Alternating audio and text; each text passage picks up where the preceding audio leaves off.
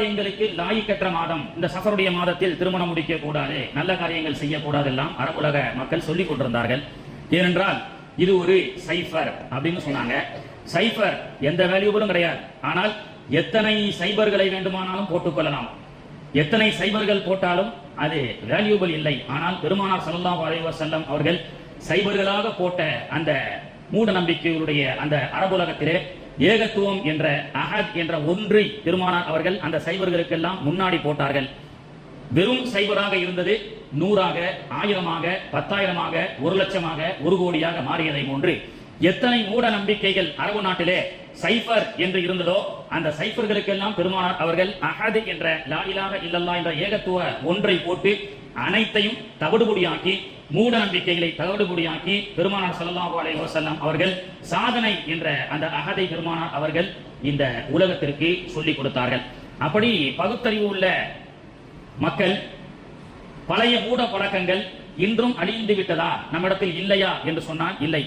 அது மீண்டும் நம்முடைய சமூகத்திலே கொஞ்சம் கொஞ்சமாக, ஏன் கொஞ்சம் என்று சொல்ல முடியாது, நிறையவே ஒட்டிட்டு இருக்கு. மக்களுடைய அன்றாட சுபகாரியங்கள், வாழ்வியல் நெறிகளிலே இஸ்லாமியர்கள் என்று சொல்கின்றோம். லா இலாஹ இல்லல்லாஹ் என்ற கலிமாவை ஏற்றுக்கொண்டிருக்கின்றோம். எந்த குர்ஆனும் ஹதீஸும் மூட பழக்கங்களை அழித்து ஒழித்ததோ, எந்த மூட பழக்கங்களை எல்லாம் பெருமானார் அவர்கள் அழித்து ஒழித்தார்களோ, அப்படிப்பட்ட மூட பழக்கங்களை மீண்டும் நம்முடைய சமூகத்திலே நுழைந்து நமக்கே தெரியாமல் நம்முடைய வாழ்விலே அது ஒட்டி கொண்டிருக்கிறது. காரணம் என்னவென்று சொன்னால், நாம அரபு நாட்டில் சஃபருடைய மாதம் சுபகாரியம் வைப்பதற்கு பொருத்தமில்லாத மாதம். எனவே சஃபருடைய மாதத்துல கல்யாணம் வைக்க கூடாது, நல்ல காரியங்கள் செய்யக்கூடாது அப்படி என்றெல்லாம் அந்த காலத்துல அரபிகள் எப்படி சொல்லிக் கொண்டிருந்தார்களோ அதே பழக்கம் இன்னும் நம்முடைய சமூகத்திலே இருக்கிறது. அதையும் தாண்டி 2 வாரத்திற்கு முன்பதாக ஞாயிற்றுக்கிழமை, பொதுவாக ஞாயிற்றுக்கிழமை என்பது விடுமுறை நாள். எனவே அன்றைய தினம் எல்லோரும் வர வேண்டும் என்பதற்காக திருமண வைபவங்கள் நம்முடைய குடும்பங்களிலே நடத்தப்படுகிறது. இப்படியாக 2 வாரத்துக்கு முன்னாடி உள்ள ஒரு ஞாயிற்றுக்கிழமை மட்டும் சுமார் நம்ம தஞ்சாவூர்ல மட்டும் 10 கல்யாணங்கள் கிட்ட ஒரே நேரத்தில் ஒரே ஞாயிற்றுக்கிழமை நடைபெற்றது. ஒரே ஞாயிற்றுக்கிழமை எல்லா மஹல்லாவும் பிஸியா இருந்தாங்க. தமிழகம் லெவல்ல பேச வேண்டியதில்லை, நம்ம தஞ்சாவூர் லெவல்ல பேசுவோம். எல்லா பள்ளிவாசலுடைய ஜமாத்துடைய தஃப்தரும் பிஸி. அன்றைய தினம் டேட் கிடைக்கல. அந்த மாதிரி ஒரு பீக்கான திருமணம் ஒரே ஞாயிற்றுக்கிழமை. சரி, எல்லாம் திருமணம் முடிஞ்ச பிறகு அடுத்த ஞாயிற்றுக்கிழமை பார்த்தா எந்த கல்யாணமும் இல்லை. ஒரு இமாம் இடத்துல கேட்டேன், போன வாரம் என்னங்க 2-3 கல்யாணம் அட்டன் பண்ற மாதிரி ஆகி போச்சு.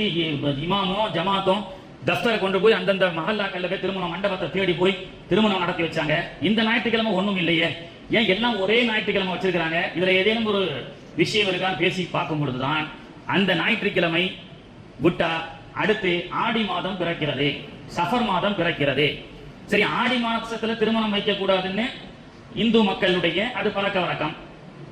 அப்படி இருக்கும் பொழுது நம்முடைய இஸ்லாமிய சமூகம் கூட ஆடி மாசம் பிறக்கிறது, சஃபர் மாசம் பிறக்க போகுது, எனவே இந்த மாசத்துல நல்ல காரியங்கள் வைக்க கூடாது என்று சஃபர் மாசம் வரைக்கும் தான் அரபுலக மக்கள் அனுஷ்டானங்களை கொண்டாடினாங்க. சஃபர் மாசம் நல்ல காரியம் செய்யக்கூடாது, சஃபர் மாசத்துல சுபகாரியங்கள் செய்யக்கூடாதுன்னு சொன்ன அந்த பழக்க வழக்கங்களையும் தாண்டி இன்னைக்கு நம்ம தமிழ்நாட்டில் நாம வாழ்ந்து கொண்டிருக்கின்றோம். நம்முடைய அடுத்த மதத்தை சார்ந்த, நம்மை பக்கத்தில் இருக்கக்கூடிய அடுத்த மதத்தை சார்ந்தவர்களுடைய செய்யக்கூடிய அனுஷ்டானமான ஆடி மாசத்தில் திருமணம் வைக்கக்கூடாது என்ற அனுஷ்டானம் இஸ்லாமிய சமூகம் வரை அது கடைபிடிக்கப்படுகிறது என்று சொன்னால் நாம் எவ்வளவு பெரிய அபாயகரமான ஒரு நடைமுறையில் இருந்து கொண்டிருக்கின்றோம் என்பதை நாம் தெரிந்து கொள்ள வேண்டும். பெருமானார் ஸல்லல்லாஹு அலைஹி வஸல்லம் அவர்கள் லா தத்தகிதுல் யஹூத வன் நஸாரா அவுலியா, முஹர்ரமுடைய இப்பதான் முஹர்ரமுடைய 10 நம்ம முடிச்சிட்டு வரோம். முஹர்ரமுடைய 10ல சஹாபாக்கள் நபிகள் நாயகம் நோன்பு வச்சிருக்காங்க. மதீனாவுக்கு வந்த பிறகு சில சஹாபாக்கள் சொன்னாங்க, யார் ரசூலுல்லாஹ் யூதர்களும் நோன்பு வைக்கிறாங்க. அப்போ உடனே பெருமானார் அவர்கள் சொன்னார்கள், யூதர்களும் இன்று நோன்பு வைக்கிறார்கள், நாமும் இன்று நோன்பு வைக்கின்றோம் என்று சொன்னால் காலிஃபுல் யஹூத வன் நஸாரா, யூதர்களுக்கு மாற்றம் செய்வோம். எனவே யூதர்கள் 10 அன்று மட்டும் நோன்பு வைப்பார்கள். மூசா நபியை ஃபிரௌனுடைய கூட்டத்திலிருந்து அல்லாஹ் தஆலா விடுதலை செய்த நாள் என்ற அனுஷ்டானத்தை ஒரு நாட்கள் நோன்பு வைத்து அந்த நாளை விசேஷமாக யூதர்கள் கொண்டாடினால் அவர்களை விட மூசா அலைஹிஸ்ஸலாம் அவர்கள் மீது நாம் அதிக உரிமையுடையவர்களாக இருக்கின்றோம். எனவே அவர்களை போன்று 10 மட்டும் நீங்கள் அனுஷ்டானத்தை நீங்கள் கொண்டு கடைபிடிக்க வேண்டாம், 9, 10ஆக 10, 11ஆக நோன்பு வையுங்கள் என்று சொல்லி அந்த நெறிமுறையிலே அவர்களுக்கு மாற்றமாக செய்ய வேண்டும் என்று பெருமானார் ஸல்லல்லாஹு அலைஹி வஸல்லம் அவர்கள் கற்றுக் கொடுத்தார்களே, அந்த வழிமுறையினுடைய வரலாறை தாண்டிய அடுத்த மாதமே சஃபருடைய மாதமாக இருக்கிறது, இந்த மாசம் கல்யாணம் வைக்க கூடாதுன்னு யாரோ ஒருவர் ஏற்படுத்திய இந்த சமூகத்தினுடைய தீய பழக்க வழக்கங்கள் இன்று வரை அனுஷ்டான நடைமுறைகளாக நம்முடைய குடும்பங்களிலே இருந்து கொண்டிருப்பது மிக வன்மையாக கண்டிக்கப்படக்கூடியது. பெருமானார் ஸல்லல்லாஹு அலைஹி வஸல்லம் அவர்கள் நுபுவத்து 40 வயசுக்கு பிறகு கொடுக்கப்பட்டு பிறகுதான் குர்ஆன் இறங்கியது, சரியா?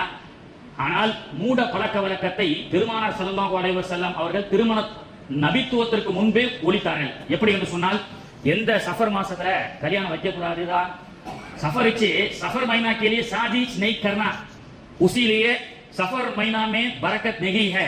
சஃபர் மாசத்துல கல்யாணம் வைக்க கூடாது, அது நல்ல மாதம் அல்ல, அது தரித்திரியம் கொடுத்த மாதம் என்று எந்த மாதத்தை நாம் தரித்திரியம் கொடுத்த மாதம் என்று சொல்கின்றோமோ அந்த மாதத்தில் தான் சஃபர் பிறை 25 நபிகள் நாயகம் ஸல்லல்லாஹு அலைஹி வஸல்லம் அவர்கள் அன்னை கதீஜா ரலியல்லாஹு அன்ஹா அவர்களை திருமணம் முடிக்கிறார்கள். பெருமானார் அவர்கள் திருமணம் முடித்த கதீஜா, அந்த தம்பதிகளுக்கு பிறந்த குழந்தை பாத்திமா, அவர்களுடைய குழந்தை தான் ஹசன் ஹுசைன், அவர்களுடைய ஜத்தில் வந்தவர்கள் தான் கர்பலா ஹுசைன், பிறகு இன்னும் வரக்கூடியவர்கள் தான் மகதி அலைஹிஸ்ஸலாம். இப்படிப்பட்ட கியாமத் நாள் வரை பரிசுத்தமான நபிகளுடைய குடும்பம் வருவதற்கு காரணமாக இருந்தது அந்த திருமணம். எந்த திருமணம்? பெருமானாருடைய கதீஜா அம்மாவுடைய திருமணம். அந்த திருமணம் முடிக்கப்பட்ட நாள் தான் சஃபருடைய மாதம் என்று வரலாறு சொல்லி காட்டுகிறது. எந்த மாதத்திலே பெருமானார் அவர்களும் கதீஜா அம்மாவும் திருமணம் முடித்தார்களோ அந்த திருமண தம்பதிகள் மூலமாக இந்த சமூகத்திற்கு தியாக மக்களை இந்த சமூகத்திற்கு அல்லாஹ் தஆலா தேர்ந்தெடுத்தானோ அப்படிப்பட்ட சிறப்பான இந்த சஃபருடைய மாதத்தில் தான் நாம் என்ன சொல்கின்றோம்? சஃபருடைய மாதம் தரித்திரியம் பிடித்த மாதம் என்று சொல்லிக் கொண்டிருக்கின்றோம். இதனுடைய விளைவு என்ன? பெருமானார் ஸல்லல்லாஹு அலைஹி வஸல்லம் அவர்கள் சொன்னார்கள், லா தஜஅலு புயூத்தகும் குபூரா, வீட்டை கபரஸ்தானா மாத்தாதீங்கன்னு நாங்க சொல்லலாம். லா தஜஅலு புயூத்தகும் குபூரா, வீட்டை கபரஸ்தானாக மாற்றாதீர்கள் என்றார்கள் அல்லாஹ்வுடைய தூதர் அவர்கள். இந்த ஹதீஸுக்கு முன்னும் பின்னும் முஸ்லிம் ஷரீஃப்ல பதிவு செய்யப்படக்கூடிய ஹதீஸ். பெரும்பாலான ஆண்கள் பள்ளிவாசலுக்கு வந்து இமாம் ஜமாத்தில் தொழுகின்றோம், ஜும்ஆவுடைய பிரசங்கத்தை கேட்கின்றோம். இங்கிருந்து வீட்டுக்கு சென்றதற்கு பிறகு காலணிகளை கலட்டிவிட்டு வீட்டுக்குள் செல்லும் பொழுதே மார்க்கத்தையும் கலட்டி வைத்து வீட்டுக்குள் செல்லக்கூடாது, மார்க்கத்தையும் கொண்டு செல்ல வேண்டும். எனவே தான் பெருமானார் அவர்கள் சொன்னார்கள், சுன்னத்தான தொழுகைகளை வீடுகளிலே நீங்கள் தொழுவுங்கள், சுன்னத்தான தொழுகைகளை வீடுகளிலே நீங்கள் தொழுவுங்கள். ஒரு கால் பள்ளிவாசலுடைய இமாம் ஜமாத் தவறிவிட்ட பட்சத்திலே, நீங்கள் ஜமாத் தவறிவிட்ட பட்சத்திலே பள்ளியில் தொழுவதை விட வீட்டில் நீங்கள் தொழுது பழகுங்கள். வீட்டில் உங்களுடைய பிள்ளைகளுக்கு வீட்டில் உலு செய்யுங்கள். பிள்ளைகள் அப்பொழுதுதான் உங்களை பார்த்து அது ஒரு ரோல் மாடலாக எடுத்துக்கொள்ளும். என்னுடைய தந்தை இப்படித்தான் உலு செஞ்சாங்க, என்னுடைய தந்தை இப்படிதான் வக்து தவறாம சரியா தொழுதார் அப்படி என்ற அந்த ரோல் மாடலை உங்களுடைய பிள்ளைகளுக்கு நீங்கள் கற்றுக் கொடுக்காத வரை, நீங்கள் வீடுகளிலே மார்க்கத்தை சொல்லிக் கொடுக்காத வரை, பள்ளிவாசலை தாண்டி வீட்டிலே வாசலில் செருப்பை கலட்டி வைப்பதை போன்று மார்க்கத்தை கலட்டிவிட்டு நீங்கள் சென்றால் உங்களுடைய மனைவி பிள்ளைகளுக்கு மார்க்கத்தை கற்றுக் கொடுப்பது யார்? சில நேரத்திலே 10 ஹஜ் செஞ்சிருக்கிறார், 25 உம்ரா, மாஷா அல்லாஹ் 10 ஹஜ் 25 உம்ரா. ஹாஜியாருடைய வீட்டு கல்யாணத்துக்கு போனா ஹஜ்ரத் 12 காலுக்கு ஹஜ்ரத் பயான் செய்யுங்க அப்படின்னு சொல்றாங்க. ஹஜ்ரத்தும் 12 காலுக்கு பயான் முடிச்சு அப்படி பயான் அப்படி ஆக்ரோஷமா போகும்போது 12:35 ஹஜ்ரத் முடிச்சுக்கிறீங்க அப்படின்றாங்க. இல்லங்க, இப்பதான் ஒரு சம்பவத்தை சொன்னேன், ஜுலைபி ரலியல்லாஹுடைய சம்பவத்தை சொல்லி ரசூலுல்லாஹ் திருமணம் முடிக்க இல்ல ஹஜ்ரத் போதும், மீதியெல்லாம் பள்ளிவாசல்ல இருந்து பேசி தான் முடிச்சுக்கிறீங்க கல்யாணத்தை. 12:35 ஒரு குறிப்பிட்ட நேரத்தை அவர்கள் பிக்ஸ் பண்ணிக்கிறாங்க. என்னன்னு கேட்டா, கேலண்டர்ல ஐயர் முடிவு செஞ்சப்பட்ட நேரம் ராவு கால யமகண்டம் 12:35 இருந்து 12:45 நல்ல நேரம், அந்த முடிவுக்குள்ள நிக்க முடிக்கணும். யாருடைய திருமணத்தில் நடைபெறுகிறது? 10 ஹஜ் 25 உம்ரா செய்த ஹாஜியாவுடைய வீட்டில் நடைபெறக்கூடிய அவல நிலை திருமணங்கள்ல. திருமண நிகழ்வுகளிலே நாம என்ன செய்து கொண்டிருக்கின்றோம்? நேரம் ராவு காலம் யமகண்டத்தை பார்த்து திருமணம் முடித்துக் கொண்டிருக்கின்றோம். ஆனால் நாம் அல்லாத இந்து சகோதரர்கள் சுப முகூர்த்த நேரம், சுபுகு முகூர்த்த நேரம்னு ஃபஜர்ல திருமணம் முடிக்கிறான். எந்த நேரம் பரக்கத்துன்னு சொல்லப்படுதோ, அகிலங்கள் எல்லாம் தூங்கிக் கொண்டிருக்கும் பொழுது அந்த நேரத்திலே ஃபஜர் என்ற அந்த ஒரு தொழுகையை, கடமையை இஸ்லாம் நமக்கு சொல்லி காட்டுகிறது. இன்னைக்கு உலகத்துல 95% உடைய மக்கள் மன உளைச்சலால் பாதிக்கப்பட்டிருக்கிறார்கள். நான் சொல்லவில்லை, மருத்துவ விஞ்ஞானம் சொல்லி காட்டுகிறது. இன்னைக்கு இந்தியாவை எடுத்துக்கொண்டால் சுமார் 75% டயபெட்டிக் பேஷண்ட் அப்படின்னு சொல்றாங்க. 75% யாரை கேட்டாலும் சுகர். காலையில வாக்கிங் போகும்போது, sir you how much? 130 before food, after food 240. Sir, you how much? Just 300, after food 400. வாக்கிங்ல எல்லாம் பேசிக்கிறாங்க. இது ஏதோ பயோடேட்டா பசங்க ஒரு 10th + 2 படிச்ச பசங்க இந்த மாதிரி மார்க்க சொல்லி பேசிக்கிட்டா ஏதோ 10th ரிசல்ட் +2 ரிசல்ட் போறான்னு புரிஞ்சுக்கலாம்.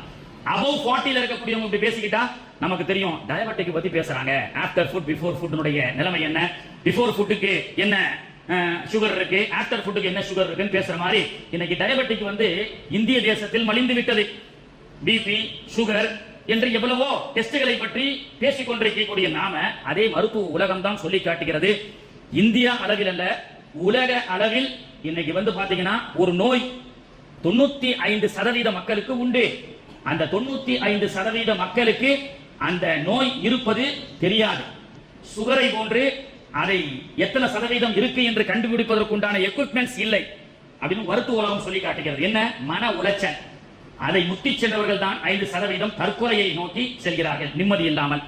இந்த மன உளைச்சல் என்ற நோய் எப்படிப்பட்ட அபாயகரமானது என்று சொன்னால், ஒருவனை நான் இஸ்லாமியன் என்று நினைப்பதையும் தாண்டி தற்கொலை செய்வது ஹராம் என்று தெரிந்தும் கூட அந்த தற்கொலையின் பக்கமாக தூண்டக்கூடிய ஒரு தவறான இறுதி முடிவு நல்ல முடிவா ரசூலுல்லாஹ் கேட்க சொன்னாங்கல்ல, யா அல்லாஹ் ஹுஸ்னுல் ஹாத்திமா, என்னுடைய ஹதம், என்னுடைய வாழ்நாளுடைய முடிவை நல்ல முடிவாக ஆக்கன் ரசூலுல்லாஹ் கேட்க சொன்னாங்க. துஆவை செய்ய சொன்னாங்க. நல்ல மௌத்தா கூடன்னு கேட்கணுமா, பரக்கத்தை கொடு, ரஹ்மத்தை கொடு, ரிஸ்கை கொடு, சொந்த வீட்டை கொடு, நல்ல தூக்கத்தை கொடு, நோய் நொடி இல்லாத வாழ்க்கையை கொடு என்று கேட்க கற்றுக் கொடுத்த இதே நபிகள் நாயகம் தான் நல்ல மரணத்தை கொடு என்று கேட்க சொன்னார்கள்.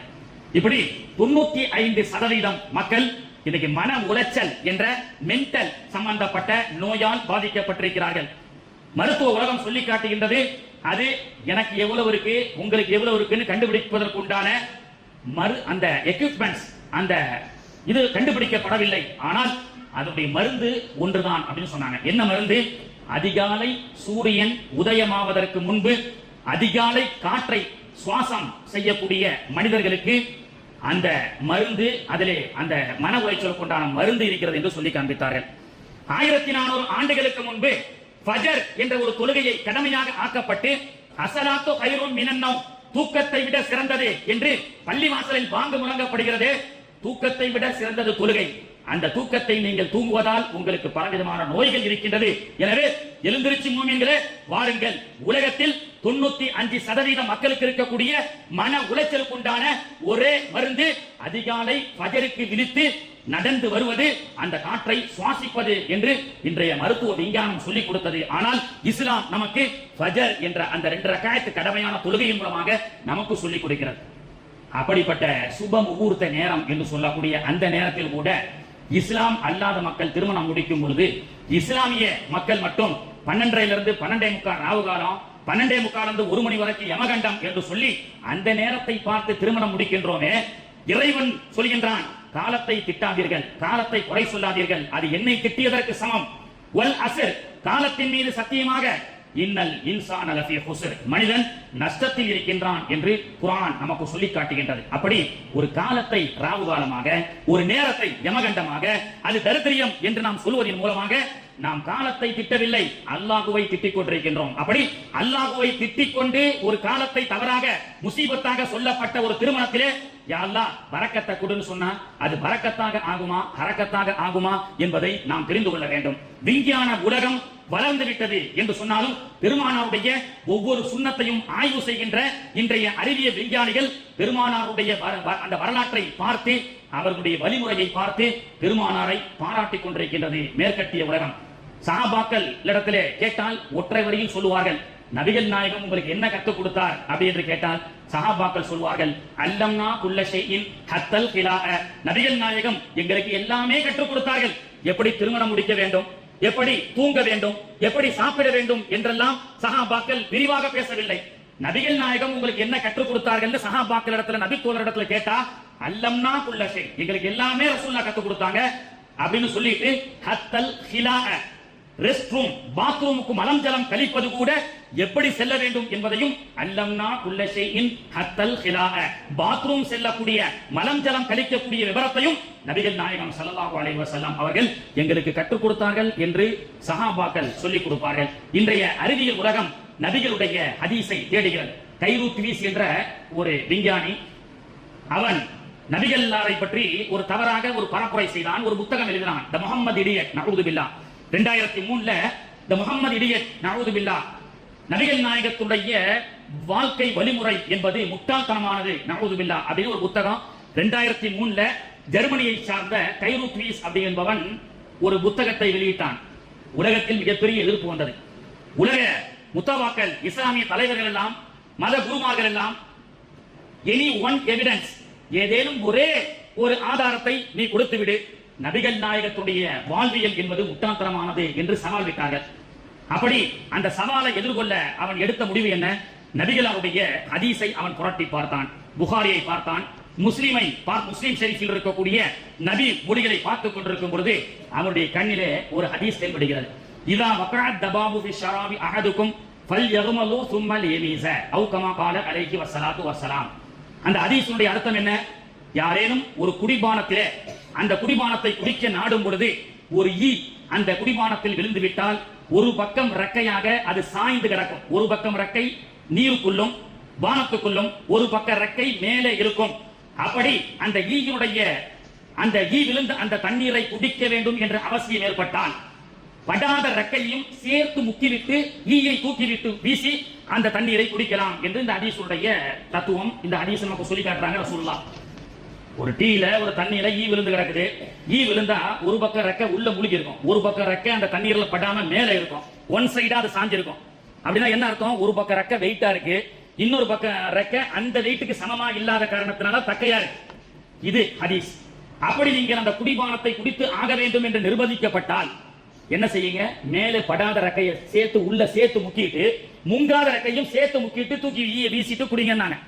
இந்த ஹதீஸை அவன் ஆய்வு செய்து ஈய சாதாரண சின்ன ஈ, அல்லாஹ்வே குர்ஆன்ல சொல்றான், ஈ கொசு கூட உங்களுக்கு விளங்குவதற்காக உதாரணத்தை சொல்வதற்கு நான் போதுமானவன் அப்படின்றான் அல்லாஹ். அப்படிப்பட்ட அந்த ஈய அவர் ரிசர்ச் பண்றாரு, கைரூட் வீஸ். என்ன ஆச்சரியம்! ஈ அதுக்குள்ள 2 ரெக்கை, அந்த ரெக்கையில ஒரு ரெக்கையில பாய்சன் இருக்கும், அந்த பாய்சன் உண்டான மருந்து இன்னொரு ரெக்கையில் இருக்கிறது. பாய்சன் உள்ள ரெக்கை கனமாக இருக்கும். எனவே ஈ தண்ணீரிலோ அல்லது குடிபானத்தில் கீழே விழுந்தால் பாய்சனுடைய ரெக்கை உள்ளே இருக்க, அந்த பாய்சனுக்கு உண்டான மருந்துடைய ரெக்கை மேலே தக்கையாக இருக்கும். எனவே இறங்கிய பாய்சனை அதை நீக்கிவிட்டு குடிக்க வேண்டும் என்று சொன்னால் படாத ரெக்கையை முக்கிவிட்டு குடிங்கள் என்ற ஈயில் இருக்கக்கூடிய ஒரு ரெக்கையிலே இருக்கப்படக்கூடிய ஒரு ரகசியத்தை கூட ஒரு விங்கில பாய்சன், இன்னொரு விங்கில அதற்குண்டான மாற்று வழி மருந்து என்று 1400 ஆண்டுகளுக்கு முன்பு எந்த கெமிஸ்ட்ரி லேபும் வராத அந்த காலத்திலே வறண்ட பாலைவனத்தில் இருந்து கொண்டு நபிகள் பெருமானார் ரசூலுல்லாஹி ஸல்லல்லாஹு அலைஹி வஸல்லம் அவர்கள் சொல்லி காட்டுகின்றார்கள் என்று சொன்னால், Muhammad is not only a prophet, he is a genius அப்படின்னு சொல்லி எவன் இடியட் என்று நபிகள் நஊது பில்லாஹ் சொன்னானோ அதே கைரூத் means the Muhammad is a very great genius அப்படின்னு சொல்லி காட்டுறாங்க.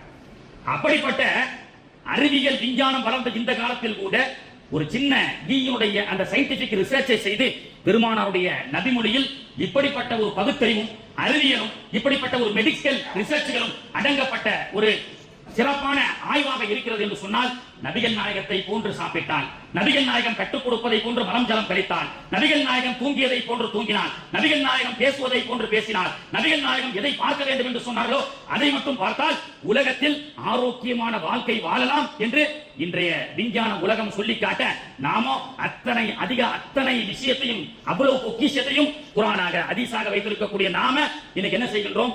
மாற்று மத கலாச்சாரத்திலே ஆடி மாசம் தான், ஆடி மாசம் சாதிச்சு நெய் கருணாயிச்சு, ஏன்னா ஆடி மாசத்துல கல்யாணம் வைக்க கூடாது, அதோட இந்த மாசம் சஃபரும் வந்துருச்சு, சஃபர் பி அச்சா நெய் ஓபி பரக்கத் நெய். இது போன்ற மூட கலாச்சாரங்களை நாம் எல்லாம் தூக்கி வீசி எறிய வேண்டும்.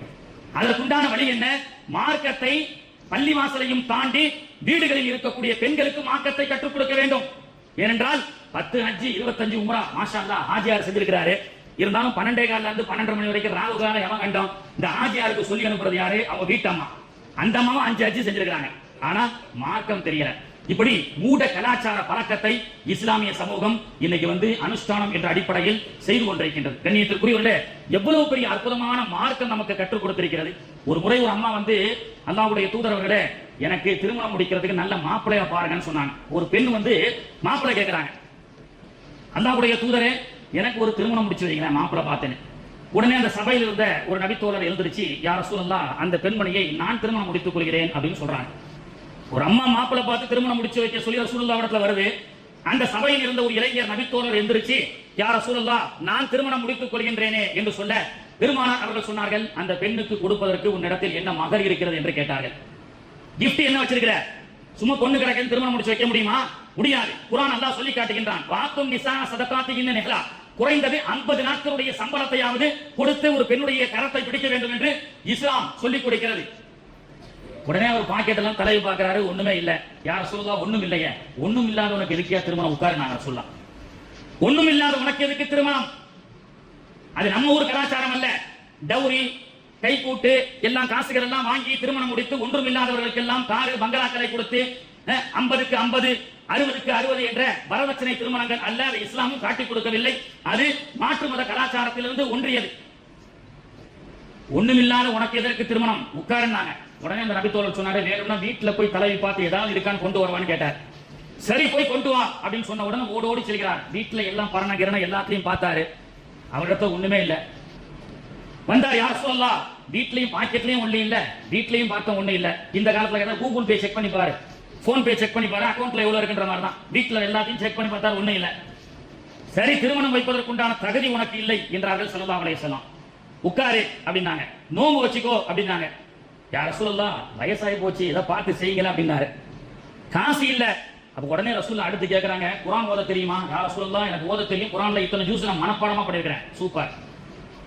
உடனே பெருமானார் அவர்கள் 2 சூரத்தை குறிப்பிட்டு அந்த சூறாவை அந்த பெண்ணுக்கு கற்றுக் கொடு, அதுதான் நீ கொடுக்கக்கூடிய மகர் அப்படின்னு சொன்னாங்க. இதுதான் அதற்கு ரொம்ப ஈஸி நம்ம நினைக்கிறோம். இன்னைக்கு Johnny Johnny yes papa, eating sugar no papa, telling lies no papa, open your mouth ha ha ஹா எல்கேஜில சொல்லி கொடுக்குறான். எவ்வளவு வேலை மாடல பிள்ளை எல்கேஜிக்கு 1 லட்சம் ரூபாய் இருக்கு. அதுவும் சீட்டு கிடைக்கல. எவ்வளவு கஷ்டப்பட்டோம் தெரியுமா? எல்கேஜில ஏபிசிடி ஆஇ கத்து கொடுத்து Johnny Johnny yes papa, eating sugar no papa, telling lies no papa, open your mouth ha ha ஹா. எவ்வளவு அங்கேயே கட்டினீங்க? 1 லட்சம் ரூபாய். ஆனா அலிபேத்தே அல்ஹம்துலில்லாஹி ரப்பில் ஆலமீன் குல் ஹுவல்லாஹ் அஹத் ஈஸியா பள்ளிவாசல்ல சொல்லி கொடுக்கிறதுனால அதனுடைய வேல்யூபிள் தெரியல. குர்ஆனுடைய வேல்யூபிளை ரசூலுல்லாஹ் கத்து கொடுக்கறாங்க. உனக்கு குர்ஆன் தெரியுமா? காசு பணம் இல்ல, கூகுள் பேல உனக்கு காசு இல்ல, பெண்ணை திருமணம் கொடுப்பதற்கு உண்டான வசதி உன்னிடத்தில் இல்லை என்றாலும் குர்ஆனை கற்றுக் கொடு, அது மிகப்பெரிய உலகத்திலேயே செல்வம் என்று சொல்லிக் கொடுத்தார்கள் பெருமானார் ஸல்லல்லாஹு அலைஹி வஸல்லம். இதனால அதனுடைய வேல்யூபிள் தெரியாதனால என்ன குர்ஆனை கத்து கொடுக்கிறது தானே அப்படின்னு நமக்கு தெரியுது.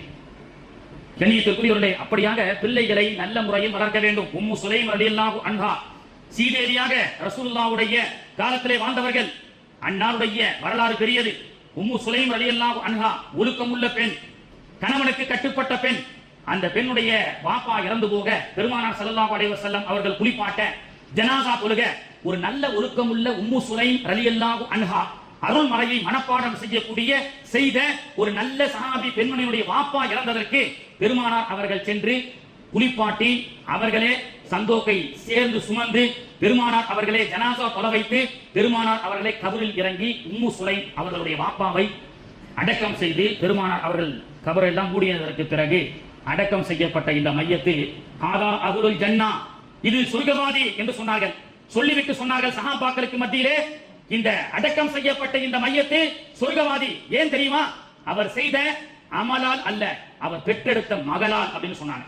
நல்ல ஒழுக்கமுள்ள ஒரு பெண்ணை பெற்றெடுத்து கரம் பிடித்து கொடுத்து அவள் நல்ல முறையில் வாழ்க்கையை நடத்தக்கூடிய உம்மு சுலைம் என்ற ஒரு சாலிஹான பெண்ணை பெற்றெடுத்ததுடைய வரக்கத்தை கொண்டு அல்லாஹ் இந்த மையத்திற்கு சொர்க்கத்தை கொடுக்கின்றான் என்று சொன்னார்கள். ஆனால் அப்படிப்பட்ட இறுதி முடிவை ஹுஸ்னுல் ஹாத்திமா, நல்ல முடிவாக கேட்க சொன்னார்கள்.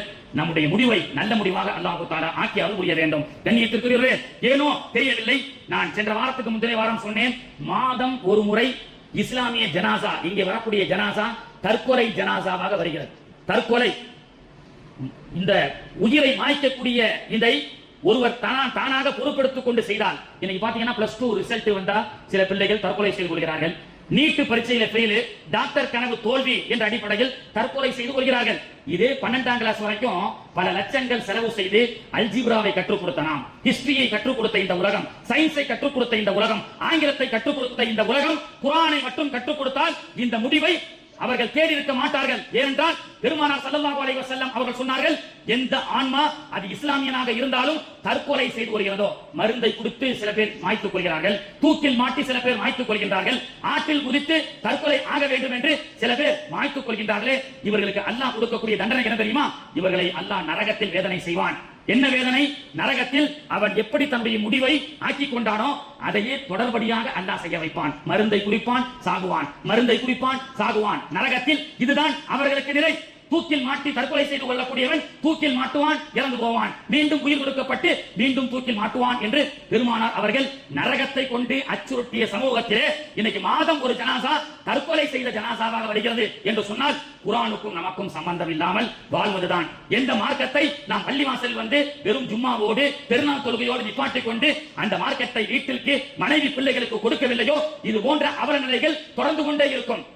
அல்லாஹ் தஆலா பாதுகாக்க வேண்டும். எனவே தான் பெருமானார் அவர்கள் ஹுஸ்னுல் ஹாத்திமா அல்லாஹும்ம ஜஅல் ஆகிர கலாமனா இந்த சக்கராத்தில் மௌத்தி பி கௌலி லா இலாஹ இல்லல்லாஹ் முஹம்மதுர் ரசூலுல்லாஹ் அஸர் ஓதுகின்றோம் மௌத்துக்காக. ஏன் தெரியுமா? கபர்ல அடக்கம் செய்யப்பட்டதற்கு பிறகு கபர்ல அஸருடைய வக்த் தான் காட்டப்படுமா, புகாரிய வருகிறது. எனவே தான் அஸர்ல நாம துஆ செய்கின்றோம், இறைவா என்னுடைய கடைசி வார்த்தை லா இலாஹ இல்லல்லாஹ் முஹம்மதுர் ரசூலுல்லாஹ்வை நசீபாக்குவாயாக, வ ராஹத்தன் இன்தல் மௌத் ராஹத்தான மரணத்தை எங்களுக்கு தருவாயாக, வ மக்ஃபிரத்தன் பஅதல் மௌத் மௌத்தாகும் பொழுது பாவங்கள் மன்னிக்கப்பட்டவர்களாக எங்களுக்கு மரணத்தை தா என்று பெருமானார் அவர்கள் கற்றுக் கொடுப்பதன் மூலமாக பரக்கத்துக்காக கேட்கின்றோம், ரிஸ்க்குக்காக கேட்கின்றோம், சொந்த வீட்டுக்காக துஆ கேட்கின்றோம், பிள்ளைகளுடைய திருமணத்துக்காக கேட்கின்றோம், ஏன் ஹஜ்ஜுக்காக உம்ராவுக்காக கூட அல்லாஹ்விடத்திலே கேட்கக்கூடிய நமக்கு தான் பெருமானார் அவர்கள் இறைவா என்னுடைய இறுதி முடிவை நல்ல முடிவாக ஆக்கி அருள் புரிவாயாக என்று கேட்க சொன்னார்கள். அப்படிப்பட்ட இறுதி முடிவை அல்லாஹ் தஆலா நமக்கும் நம்முடைய குடும்பத்தார்களுக்கும் இறுதி முடிவை நல்ல முடிவாக அல்லாஹ் தஆலா ஆக்கி அருள் புரிவானாக.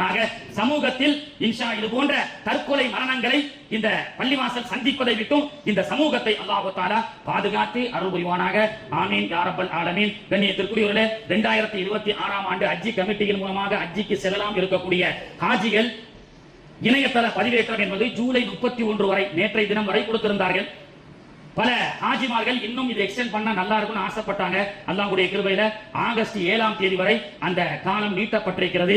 எனவே வாய்ப்புள்ளவர்கள் அதை நீங்கள் பயன்படுத்தி 7ஆம் தேதி வரை ஹஜ்ஜிக்கு செல்லலாம். ஹஜ் கமிட்டியின் மூலமாக இருக்கக்கூடிய ஹாஜிகள் நீங்கள் விண்ணப்பத்தை இணையதளத்தின் மூலமாக செய்யலாம். செய்ய வசதி வாய்ப்புகள் இல்லை, தெரியவில்லை என்று சொன்னால் வழக்கம் போல் நம்முடைய ஜும்மா பள்ளிவாசலிடம் இதுவரை 30 ஹாஜிகளுக்கும் 30 விதமான குரூப் அந்த கவரை வந்து நம்ம புக் பண்ணி கொடுத்தது மாதிரி இன்ஷா அல்லாஹ் 7ஆம் தேதி வரைக்கும் யாரும் தெரியாட்டா கூட வந்து புக் செய்து வரலாம். சுன்னத் தொழுது கொள்ளுங்கள்.